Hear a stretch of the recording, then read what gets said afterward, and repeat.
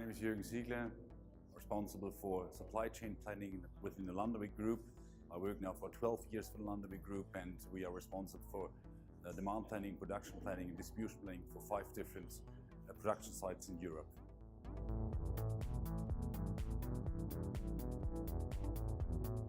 I think the main challenge in our case was to convince our partners. We work together with 40 different partners in 40 different markets worldwide, and the main problem was to convince those guys to work together with us, to give us the figures we need to help us with the whole planification procedure, and that was one of our main challenges.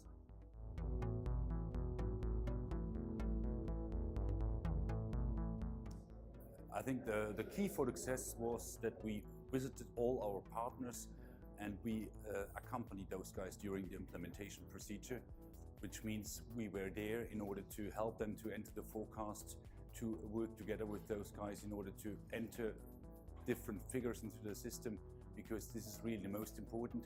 If you don't have the right figures in the right system, then you have a problem.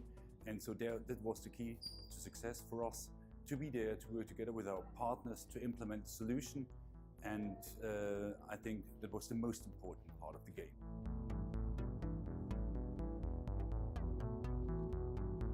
The main benefit I have to mention that we decreased our stocks enormous. Just to give you an example, for different markets we had about 8-9 months stock, and that's what we arrived within a few months to decrease the level of stocks to at least 1 or 1.5 months, which is an enormous step forward in terms of capital binding, which is also an enormous step forward in terms of producing the right quantities, what is needed by the markets, and that was one of the most important points.